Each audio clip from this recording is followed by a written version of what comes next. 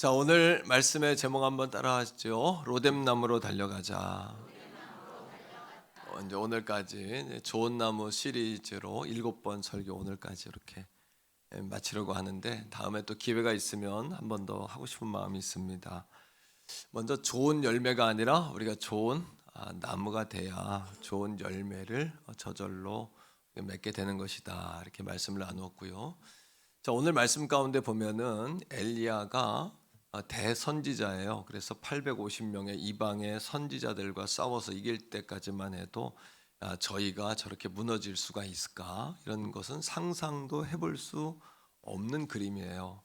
근데 오늘 말씀 가운데 보면은 엘리야가 슬럼프에 빠졌어요. 이제 슬럼프라고 제가 이야기하는데, 좀 더 디테일하게 보면은 번아웃 된 거예요. 탈진한 건데, 또 다른 정신적인 측면으로 보면은, 영적으로 정신적으로 보면은 혼란이 왔구나. 혼란은 누구나 다 올 수 있어요. 신앙생활 가운데 혼란이 왔어요. 또 하나는 엘리야에게 회의감이 온 거예요. 회의감. 이 회의감은 믿음과 불신은 아닙니다. 믿음과 불신 사이에 낀 상태예요. 그러나 하나님은 우리가 회의할 때, 회의감을 가질 때, 의심을 할 때 책망하는 분이 아닙니다. 한번 따라하세요. 질문하는 기독교인이 되자. 질문하는 것은 불신하고는 다릅니다. 우리가 질문을 자꾸 나에게 말씀을 향해 던지셔야 돼요. 그래서 답을 찾아내셔야 돼요. 그렇지 않으면 우리가 이단에 빠질 수도 있고, 잘못된 사람에게 매어서, 교주에게 매어서 이렇게 허망된 신앙생활을 할 수도 있어요. 그러니까 늘 질문을 던지는 것은 중요하다. 그러나 질문에만 머물러서는 안 됩니다. 지금 엘리야의 상태가 지금 그런 상태예요. 뭔가에 푹 젖어 있는 상태인데, 자, 슬럼프는 엘리야에게도 슬럼프가 왔다면 우리에게도 슬럼프가 올 수 있다. 또 슬럼프 중에 있는 분도 있을 수 있다라는 거죠. 미국의 톰슨이라는 심리학자가 기독교인들에게 물었어요. 왜 당신은 슬럼프가 온다고 생각하냐? 또 당신에게 슬럼프가 왔을 때 어떤 상황 속에서 슬럼프가 왔냐, 이렇게 물었거든요. 몇 가지가 있는데, 첫째는 뭐냐면 하고자 하는 일이 잘 안 될 때예요. 내가 노력했고 최선을 다했는데 이게 뭔가, 이런 상황에 처했을 때 슬럼프가 오고, 두 번째는 인간관계 때문이에요. 직장 상관과 어떤 동료와의 갈등에서 계속 이게 벗어나지지 않는 거, 또는 배신을 당하는 거, 이것이 슬럼프의 원인입니다. 이렇게 배신당하고 공격당하고 이런 거. 정말 중요한 것은, 한번 따라하세요. 솔타이 되지 말자. 우리의 정신 세계가 누구에겐가 지배받아서는 안 돼요.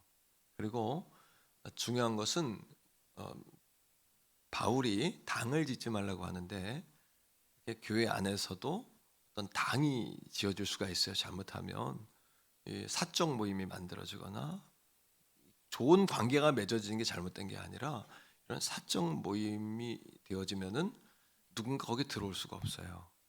그리고 결과적으로 그 그룹이 뭔가를 주도해 가게 돼요. 교회가. 그럼 주님의 교회가 아니에요.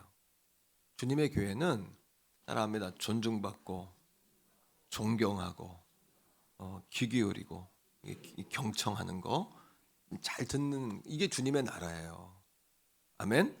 절대 사람에게 세상은 그렇잖아요.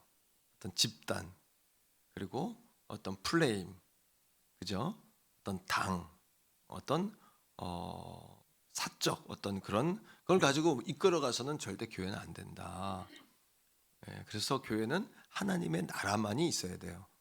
하나님 나라는 하나님의 통치, 하나님의 왕되심, 할렐루야. 이 시간 묶임이 풀어지길 축복합니다. 이거는 하나님의 나라만이 우리 교회에 존재해야 된다. 이게 제 목회의 목적이고 방향이에요. 하나님의 나라, 모두가 평등하고 동등하고 섬기고 존중받고. 아멘. 말 안 들으면 이거는 하나님의 나라가 아니다. 세 번째는 행복하지 못한 가정생활, 부부관계, 부부갈등, 또 자녀 문제, 이런 것들 슬럼프가 오고요. 네 번째는 경제 문제, 회복되지 않는, 계속해서 묶여있는 경제 문제. 다섯 번째는 피곤, 영적인 피곤, 정신적인 피곤, 심리적인 피곤. 그래서 사람은 한계가 있어요. 그래서 처음에는 고무줄이 팽팽하다가 오래 쓰면 어떻게 돼요? 헐렁해지죠, 그죠? 이게 똑같아져. 이게 슬럼프에 빠진, 번아웃된, 그리고 혼돈이 온 상태예요. 신앙생활이 이렇게 쫀쫀해야 되는데 푹 흔들어지는 이런 상태예요. 긴장감이 없는 그런 상태죠. 자, 오늘 엘리야의 상태는 이게 복합적으로 작용했어요. 그런데 엘리야의 슬럼프의 정체는 뭐냐면 한번 따라해 보세요. 스스로 감정의 늪에서 자신을 놓아주지 않는다. 사실은 감정의 슬럼프에 빠질 수 있는데 내가 그 감정의 늪에서 나를 못 나가게 하는 거예요. 나를 묶고 있는 거예요. 이거 굉장히 중요합니다. 그래서 사실과 감정을 분리하지 않으면 우리 인생은 늘 분노하는 인생을 살게 돼요. 늘 분노하고 분노가 내 인생을 이끌어가서 나도 태우고 남도 태워요. 나도 불행하고 남도 불행하게 하는 거예요. 자, 4절 말씀 19장 4절에 엘리야가 뭐라고 하나님 앞에 여러분 고백하는지 보세요. 시작. 자기 자신은 광야로 들어가 하룻길을 가서 한 로뎀나무 아래 앉아서 자기가 죽기를 원하여 이르되 여호와여 넉넉하오니 지금 생명을 거두시옵소서. 나는 내 조상들보다 낫지 못하나이다 하고. 이 4절 말씀에 보면은 엘리야가 무너진 심리적인 상태, 영적 상태, 정신적인 상태, 육체적인 상태가 다 들어가 있어요. 그래서 지쳐 있고 정신적으로 완전히 소진돼 있고 또 원망과 불평과 분노로 가득한 상태.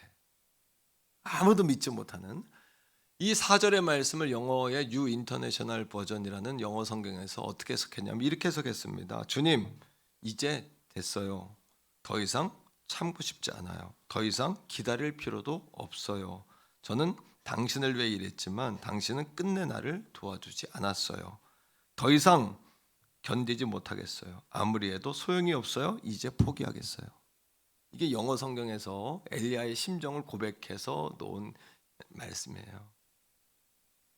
오늘 이 아침에 여러분을 놓아주지 않는 것이 무엇인지 정체를 보셔야 돼요. 마귀 역사라고 치부하지 마시고 누구 때문이라고 이야기할 필요 없어요. 우리 유행가 가사 가운데 내 인생은 누구의 것? 내 인생은 누구 것? 나의 것이에요. 남의 탓할 필요 없고 부모 탓할 필요 없고 환경 탓이다? 그거는 그리스도인들이 가져야 될 성경적인 가치관이 아니에요. 내게 능력 주시는 자 안에서 믿는 자에게는 하나님은 늘 이렇게 우리에게 말씀하고 계시거든요. 한 번 더 고백합시다. 내가 스스로 감정의 늪에서 나를 놓아주지 않고 있다. 내 자아가 나를 놓지 않는 거죠. 자, 이러한 엘리야의 완전히 무너져 있는 혼돈과 혼란 속에 있는 엘리야의 상황을 하나님이 아시잖아요. 그리고 세 가지로 엘리야의 이 문제를 해결하시는 거예요. 첫째는 뭐냐 하면 한번 따라합니다. 자아 발견. 자신이 누군지를 보게 하세요. 오늘 이 아침에 여러분 자신을 보셔야 돼요. 자, 14절에 엘리야가 쓰러져서 하나님께 고백하는 이야기입니다. 자, 시작. 그가 대답하되 내가 만군의 여호와께 열심히 유별하오니 이는 이스라엘 자손이 주의 언약을 버리고 주의 제단을 헐며 칼로 주의 선지자들을 죽여서 미우며 오직 나만 남았거늘 그들이 내 생명을 찾아 뺏으려 하나이다. 따라합니다. 열심히 유별합니다. 지금 엘리야는 하나님에 대하여 열심히 있는 것이 아니라 하나님의 일에 대하여 열심히 있는 거예요. 그리고 내 열심은 특심입니다, 하나님. 이렇게 이야기하고 있죠. 그리고 뭐라고 이야기하냐 하면 나밖에 없습니다. 왜 나만 해야 됩니까? 이런 원망이 나오는 거예요. 사랑하는 성도 여러분, 여러분들의 열심이 하나님에 대한 열심인지 하나님의 일에 대한 열심인지 구별하셔야 돼요. 하나님에 대한 열심이 아니라 하나님의 일에 대한 열심이면 엘리야처럼 혼돈이 오고 번아웃 돼버려요. 분노하고 섭섭함이 나를 눌러버려요. 그래서 따라합니다. 나를 쓰러뜨리는 것은 나 자신이다. 내 열심이 나를 삼켜버리는 거예요. 내 열심이 나를 꼬꾸라지게 하는 거예요. 하나님이 열심히 하라 그런 게 아니에요. 여러분이 열심히 했던 거예요. 그리고 하나님이 시험을 준 게 아니라 스스로 내가 열심히 특심합니다. 왜 나만 해야 됩니까? 그러고 쓰러져 버리는 거죠. 이거를 일반적으로 워크홀릭이라고 하죠. 그죠? 일 중독이라고 하는데 이런 워크홀릭적인 현상, 신앙에도 워크홀릭이 있단 말이에요. 워크홀릭엔 4가지 증세가 나와요. 한번 따라하세요. 분주병. 분주해요. 그 사람은 늘. 그 다음에 다발병. 여러 가지를 한 번 해요. 3번째 조급증. 조급해요. 4번째 따라합니다. 완벽증. 병의 증세를 다 가지고 있어요. 조급하고, 그리고 다발하고, 그리고 분주하고. 거기다 완벽증은 없어야 되는데 완벽증이 있으니까 사람이 기계가 아니잖아요. 그러니까 난 김병삼 목사님이 설교하시다가 성도들 앞에서 내가 공황장애를 앓은 지 10년이 넘고 내가 우울증 약을 먹은 지 10년이 넘는다 이런 얘기를 할 때 목사님이 성도들 앞에서 그런 얘기를 막 해도 되나 이런 생각도 들었지만 병든 거예요. 이렇게 병든 거예요. 네, 그 병든 거예요. 여러분 이 시대에 귀하게 쓰임받는 목사님이 그런 고백을 성도들에게 하면서 기도 부탁을 하는 거예요. 여러분 저를 위해 기도해 주지 않으면 나는 설 수 없다고. 그게 뭐냐면 이 열심히 특심하셨기 때문이에요. 얼마나 열심히 했겠습니까? 그분들이 거기까지 오기까지 얼마나 그죠? 목숨을 걸고 뛰어왔을 거 아니에요. 그러니까 여러분 죽도록 충성하지 마시고 이제는 죽게 있다 하고 맡기시기를 축복합니다. 죽겠다 하지 말고 죽게 있다 하셔야 돼요. 믿습니까 여러분? 자, 그런 엘리야에게 하나님이 내가 누군지 알아라. 난 너를 일꾼으로, 하나님은 오늘도 여러분들 일꾼으로 부른 적이 없단 말이에요. 하나님이 예배자로 부르셨다 이렇게 말씀하세요. 자, 열왕기상 19장 18절에 자아 발견하셔야 돼요. 시작. 그러나 내가 이스라엘 가운데 몇 명? 자기는 나밖에 없다 그랬는데 하나님이 너가 7,000명이 남아있어. 7,000명. 7,000명이 남아있다고 하지 않고 7,000명을 남기겠다고 하세요. 어떤 자가 마지막까지 남는 자가 될까요? 여기에 힌트가 있어요. 마지막까지 남는 자는 특심인 자가 아니라 그 다음 시작. 다 바알에게 무릎 꿇지 아니하고 다 바알에게 입 맞추지 바알에게 예배하지 않고 나에게 예배하는 자다.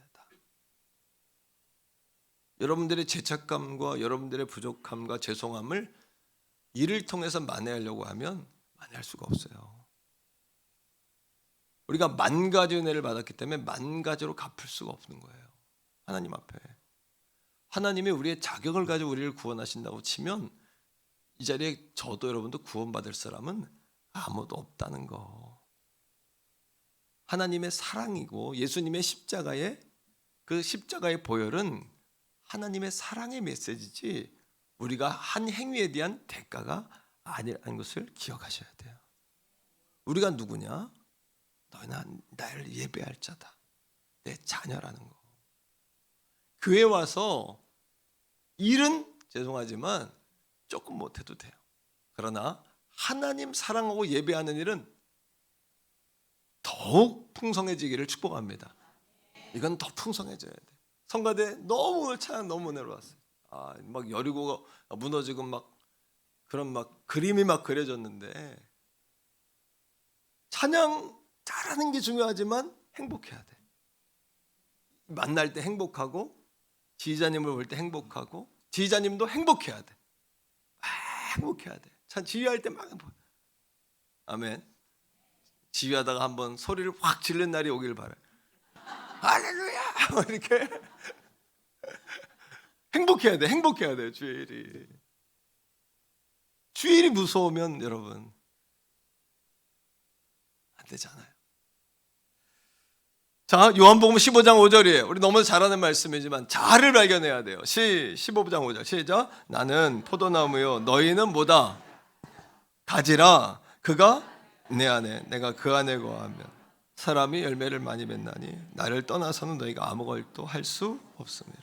우리가 포도나무 가지라는 것을 알아야 돼. 나무가, 뿌리와 나무가 맺게 하는 것을 가지가 붙들고 있을 뿐이지 가지가 열매를 맺게 하는 게 아니라는 것을 기억하셔야 돼. 우리의 실력은 따라갑니다. 예수님께 붙어 있는 것, 여기 열심을 다하셔야 돼. 이 열심을 가지라는 이야기. 성도 여러분, 인생의 성공은 성실함과 연관이 있어요. 누구든 여러분 지금 하시는 일을 성실하게 하면 반드시 성공하게 돼 있어요. 분주함과 연결되어 있는 게 아니라는 거. 영적 생활도 마찬가지예요. 영적 생활의 승리는 분주함과 특심에 있는 것이 아니라 내면 세계의 영적인 질서와 연관이 있다는 거. 내 내면 세계의 영적인 질서. 오스왈드 챔버스 목사님이 화가였는데 나중에 부르심을 받아 하나님의 종이 되었어요. 이분이 쓴 글 가운데 많은 유익한 글들이 있는데 이런 글이 있습니다. 성도의 기도는 어떤 어둠의 권세도 마비시키기에, 그러므로 사단은 우리를 분주하게 일의 마음을 뺏겨 기도를 잃게 한다. 여러분, 가장 원통해야 할 일은 기도하는 시간이 주는 것임을 깨닫게 되시기를 바라요. 한번 선포합니다. 기도 시간을 뺏기지 말자. 그런데 우리는 기도하다가도 분주병과 다발병과 조급증과 일 중독과 혼돈이 오면 기도하다가도 해야 할 일이 생각나서 벌떡 일어나요. 이거 제일 여러분이 분주병에 걸렸다는 사인이에요. 기도하다가도 기도의 자리를 이탈해서 벌떡 일어나는 거. 저는 가장 원통한 게 분주해지면서 가장 원통한 게 기도의 시간이 뺏기는 거예요. 그건 내가 참을 수가 없어요. 왜? 기도를 많이 해서 이게 일이 되어지는 것이 아니라 하나님을 만나는 시간을 뺏기는 게 억울하다는 거예요. 아니, 하루 종일 만나기는 하지만 구별하여 하나님께 더 집중할 수 있는 시간이 주는 게 억울해요. 기도 외에는 이런 이유가 나타날 수 없다고 그랬잖아요. 그러나 우리는 분주하고 다발하고 완벽을 향해 나가지만 뭐가 주는 거예요? 하나님과 관계가 점점 줄어진 것이 엘리야의 혼돈과 슬럼프의 원인이었다는 것을 기억하셔야 돼요. 두 번째입니다. 따라합니다. 위로. 자, 열왕기상 19장 5절로 6절입니다. 우리 다 같이 한번 말씀을 읽습니다. 시작. 로뎀나무 아래에 누워 자더니 천사가 그를 어루만지며 그에게 이르되 일어나서 먹으라 하는지라. 본즉 머리맡에 숯불에 구운 떡과 한 병 물이 있더라. 이에 먹고 마시고 다시 넣었더니. 따라합니다. 먹이십시오. 또 먹이십시오. 아무 말도 하지 말고 또 먹이십시오. 위로란 뭐냐 하면 먹이는 거예요. 엘리야가 갈멜산에서 대승을 거두고 브엘세바까지 150km를 도망 나왔어요. 그리고 30km를 더 달려가 로뎀나무 앞에 쓰러졌어요. 그때 우리 같으면 어떻게 했을까요? 저는 목회자이기 때문에 성도들이 가끔 이런 엘리야병에 걸려요. 그래서 뭐라고 이야기하냐면 정신 차리라고. 내가 새벽기도 빠질 때부터 그럴 줄 알았다고. 기도 생활 멈출 때부터 곧 그런 일이 올 줄 알았다고. 이런 일 할 때가 많다는 거죠. 그러나 그런 일은 아무 도움도 되지 않아요. 그냥 먹이는 거예요. 로뎀나무 밑에 쓰러졌을 때 하나님이 엘리야를 깨워서 야단을 치지 않으셨어요. 가르치려고 하지 않았어요. 다시 달려가라고 그를 일으켜서 다시 뛰게 하지 않으셨어요. 그냥 먹이는 거예요. 따라합니다. 먹이자. 또 먹이자. 그리고 거기다 말하지 말고 먹이셔야 돼요. 그리고 그이가 나에게 왜 자꾸 음식을 사주냐고. 음식을 먹을 시간이 없다면 선물을 하는 거죠. 자꾸 선물. 왜 내게 선물을 하냐고. 선물할 상황이 안 되면 그 사람 옆에 가서 앉아 있는 거예요. 그냥 앉아만 있는 거예요. 가장 힘이 되는 사람은, 가장 내가 어려울 때, 고통받을 때 고통스러운 사람은 내 옆을 따라다니면서 잔소리하는 사람. 나를 따라다니면서 이래서 그렇고 저래서 그렇고 저래서 그렇고. 몰라서 우리가 실패한 것이 아니잖아요. 우리에게 가장 위로가 되는 사람은 내 옆에 그저 앉아 있어 주는 사람. 아무 말 하지 않고. 한 번 더 고백해요. 먹이고 또 먹이고 또 먹이자. 우리 권사님들, 장로님들, 우리 교회 중직으로 일꾼을 세운 이유는 믿음이 약한 자들을 먹이라고, 또 먹이라고. 주님도 내 양을 치라고 먹이지 않고 내 영을 먼저 먹이라고 하셨어요. 먹이라. 아멘. 오늘 기관별 모임에 열심히 먹으시기를 바랍니다. 열심히 회장님들 커피를 사시기 바랍니다. 열심히 밥을 사시기 바랍니다. 회장이 아닌 분들은 너무 좋아하시네요. 그 하나님이 또 갚아주시는 거예요. 자꾸 더해주시는 거예요. 위로라는 단어는 영단어로 컴폴트입니다. 컴폴트라는 단어는 콤이라는 단어와 폴트라는 단어의 합성어예요. 콤이라는 단어는 뭐냐면 함께, 공동으로 이런 뜻입니다. 폴트라는 단어는 힘을 북돋다, 힘을 내다 이런 뜻이에요. 위로라는 단어는 하나님께서 우리와 함께 하셔서 우리에게 힘을 더해 주셨다라는 거예요. 엘리야가 일어설 수 있도록 하나님 가르치고 책망하고 야단치고 잔소리하신 것이 아니라 먹이고 어루만지고 물을 또 먹이고 재우고 또 먹이고. 세 번째 따라합니다. 리콜. 리콜은 뭐예요? 고장났을 때 다시 여러분 수리에 들어가는 거예요. 자, 열왕기상 17장 7절로 8절입니다. 우리 다시 한번 읽습니다. 자, 시작. 여호와의 천사가 또 다시 와서 어루만지며 이르되 일어나 먹으라. 내가 갈 길을 다가지 못할까 하노라 하는지라. 이에 일어나 먹고 8절 먹고 마시고 그 음식물의 힘을 의지하여 40주 40야를 가서 하나님의 산 호렙에 이르니라. 할렐루야. 따라합니다. 리콜. 우리 목회자들도 사역하다가 때로는 무력감을 느끼고 지치고 고날 때가 있어요. 그럴 때 하나님 기도의 산으로 부르시는 거예요. 다시 들어와라. 그리고 금식을 시키시고. 과거에는 기도원에 올라가면 많은 성도들이 있었어요. 기도원 이야기하면 그런 추억들을 가지고 계신 분이 있죠. 연초가 되면 3일 금식은 기본이었어요. 일주일 금식은 기본이었어요. 새해를 시작할 때마다 권사님들이 새해를 맞이할 때 자녀를 위하여, 교회를 위하여, 주의 종들을 위하여 많은 사람들이 금식을 했어요. 그게 뭐예요? 리콜. 다시 하나님께로 나아가는 거예요.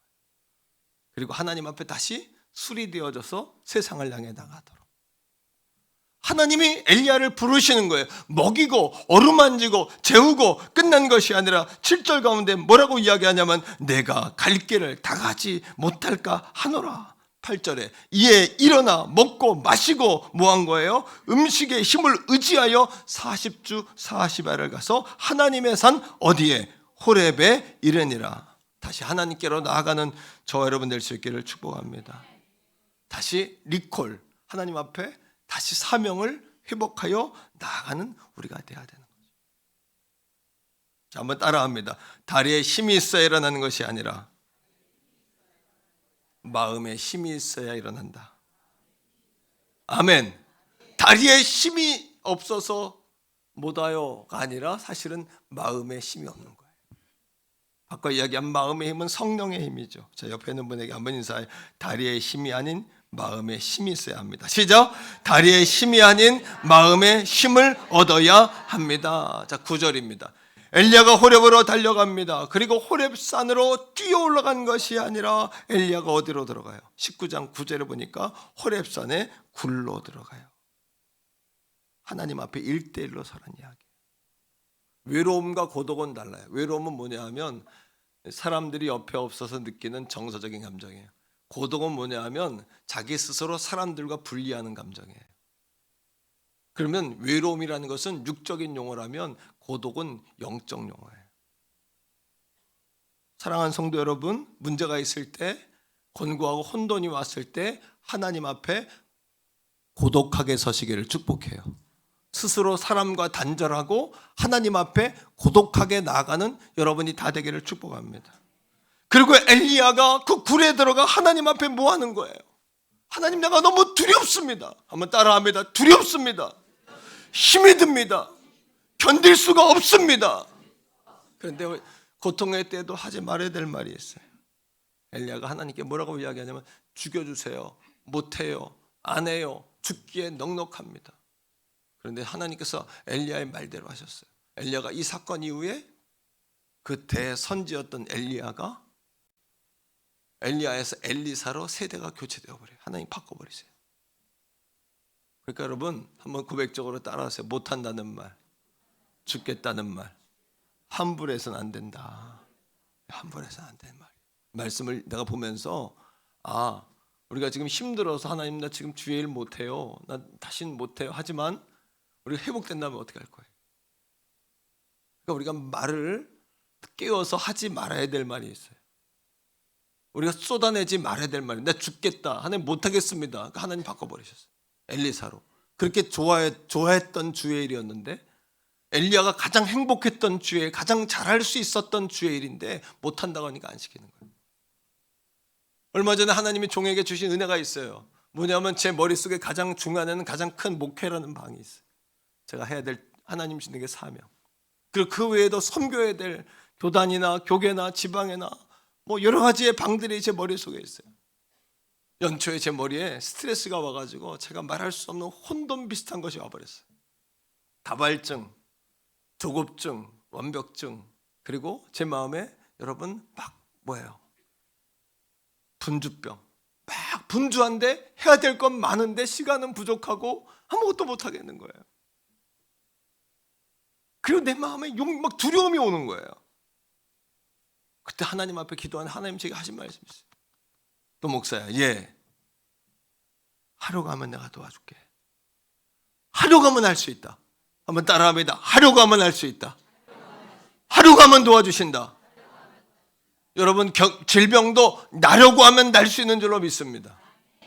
은혜도 받으려고 하면 받을 수 있는 줄로 믿습니다. 하나님도 오늘 이 아침 만나고 싶습니다 하면 하나님 찾아오시는 거예요. 그러나 안 먹으려고 하면 못 먹어요. 안 믿으려고 하면 안 믿어져요. 왜 교회를 오래 다녀도 저분이 신앙의 성장이 안 될까? 가만히 관찰해 보면 안 믿으려고 하는 거예요. 그리고 내가 빨려들지 말자 이런 마음을 갖고 내가 그런 마음들을 갖는 거예요. 그냥 교회 왔다 가자. 신앙생활, 종교생활 그냥 그것으로 만족하는 거예요, 여러분. 그러나 하나님의 놀라운 기적을 경험하고 하나님의 도우심을 경험하고 말씀이 내 안에, 내가 말씀 안에, 내가 주 안에 거하는 놀라운 포도나무 가지의 삶을 경험하려면 다시 한번 고백해요. 하려고 하면 할 수 있다. 하려고 하면 도와주신다. 하려고 하면 할 수 있다. 안 하려고 하면 아무것도 안 된다. 생각해보세요. 안 하겠다고 하면 그 사람 아무것도 못해. 날 마음이 없으면 질병은 날 수가 없고, 가난해서 이겨낼 마음이 없으면 이겨낼 수가 없어요. 엘리야가 하나님 나 못해요. 알았어, 하나님 못하게 하시네. 그만해라. 그리고 엘리사와 예후로 기름을 부어 세대를 교체해버려요. 엘리야가 동굴 속에 들어가 하나님께 외칩니다. 하나님 나 죽여주세요. 두려워요. 무서워요. 못해요. 아무것도 할 수가 없어요. 스스로가 자기를 동굴에서 그 늪에서 놔주질 않는 거예요. 우리 한번 따라해 보세요. 다른 사람 핑계 대지 말자. 한 번 더 다른 사람 핑계 대지 말자. 나의 발목은 내가 잡고 있다. 내 발목은 내가 잡고 있는 거예요. 이미 예수 그리스도의 십자가의 보혈로 우리는 다 자유함을 얻었어요. 주의 영이 계시는 곳에 참 자유가 있다라고 믿고 있어요. 오늘 예배를 통해 하나님은 우리를 만나주고 계세요. 그러나 하나님을 만날 마음이 없는 거죠. 안 하려고 하는 거죠. 안 믿으려고 하는 거고, 하지 못한다고 생각하고 관심이 없는 거예요. 관심을 안 갖는 거예요. 엘리야가 그 동굴 속에 들어가 하나님께 외칩니다. 그러나 하나님은 엘리야의 불평 때문에 우리 같으면 충격 먹을 거예요. 아니 자식들이 막 그렇게 덤벼들면 얼마나 충격이고 쇼크하겠습니까? 밥맛도 없고 정말 인생을 살고 싶은 마음이 없을 거예요. 그러나 하나님 우리의 불평에 충격받는 분이 아니에요.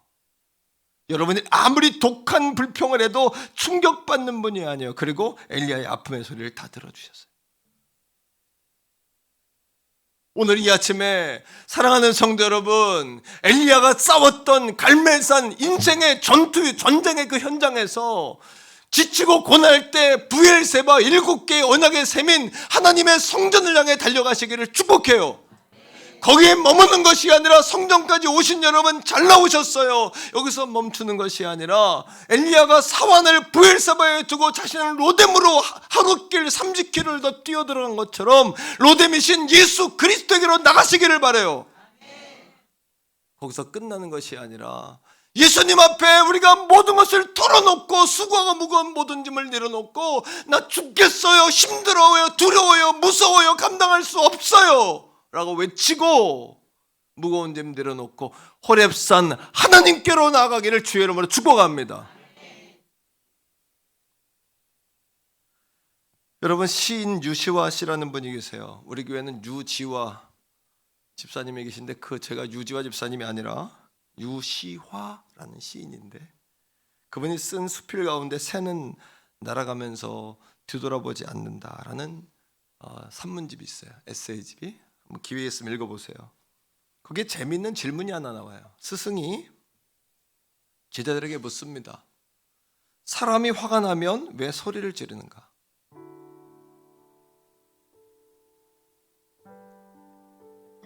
여러분 생각해 보세요. 제자가 한 사람이 이야기했어요. 선생님, 사람이 화가 나서 소리 지르는 이유는 평정심을 잃어서 그렇습니다. 한 제자가 또 이야기합니다. 선생님, 사람이 화가 날 때 소리 지르는 이유는 분노에 사로잡혀서 이성이 마비될 때가 아닐까요? 그때 스승이 다시 말합니다. 아니, 상대방이 바로 앞에 있는데 굳이 크게 소리를 질러야 하는 이유가 무엇인가? 왜 우리가 화가 날 때 소리를 지르는가? 소리를 많이 지르는 분들 잘 들으세요. 왜 소리를 지를까? 여러분, 그렇게 다시 물었을 때 아무도 대답하지 못하는 거예요. 마침내 스승이 답을 이야기해요. 사람들이 화가 나면 서로의 가슴이 멀어졌다고 느낀다. 그래서 그 거리만큼 소리를 지르는 것이다. 거리가 멀어지니까, 화가 나면 거리가 멀어지니까, 멀어지면 멀어질수록 소리를 어떻게 질러요? 화가 나면 점점 커지고 나중에는 악을 쓰고, 그것도 안 되면 막 집어던지고, 그것까지는 안 갑니까? 사람이 화가 나면 가슴의 거리가 멀어지기 때문이다. 그래서 거리만큼 소리를 지르는 것이다. 거리만큼 소리를 지르는 것이다. 그 거리가 멀면 멀수록 더 소리를 지르는 것이다. 그러면서 스승이 말했어요. 반대로 두 사람이 사랑에 빠지면 무슨 일이 일어나는가? 두 사람이 사랑에 빠지면 무슨 일이 일어나는가? 사랑하면 속삭인다. 왜? 사랑이 깊어지면 두 사람의 거리가 사라져서 아무 말도 필요 없는 순간이 오기 때문이다. 그들은 영적으로 하나가 되기 때문이다. 더 이상 소리를 지를 필요가 없어진다. 하나님께서 엘리야를 호렙으로 불러요. 호렙산 위에 세워놓고 하나님 지나가세요. 그 뒤에 큰 지진이 일어나요. 그런데 하나님의 소리는 들리지 않아요. 그 다음에 바위가 부서지는 역사가 일어나요. 막 천지가 개벽하는 소리가 들리는데 그 다음에도 하나님의 소리는 들리지 않아요. 하나님의 소리는 언제 들릴까요? 고요한 중에 하나님의 음성이 들리는 거예요. 우리가 하나님을 언제 만날 수 있어요? 그렇게 엘리야처럼 하나님 앞에 소동을 벌린 다음에 만나는 거예요. 나 죽겠어요. 나 못해요. 왜 나만 그래요? 나 두려워요. 무서워요. 다 포기할 거예요. 나 부르지 마세요. 찾지 마세요. 그러고 나면 어떻게 돼요? 그렇게 울고 불고 지쳐 쓰러져 있는 우리에게 엘리야야 엘리야야 찾아오신 것처럼, 제가 어느 날 목회하다 쓰러져 지쳐 기도에 누워 있을 때 하나님께 종에게 찾아와서 도목사야 너는 고목나무에 싹을 다 피웠구나 하셨던, 개척 쪽에 주님이 하셨던 그 음성처럼 하나님은 그렇게 찾아오세요.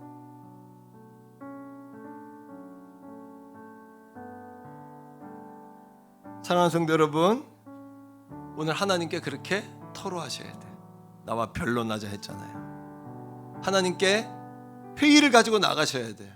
질문하는 여러분이 되셔야 돼요. 열왕기상 19장 11, 12절 보세요. 자, 말씀을 읽습니다. 11절 시작.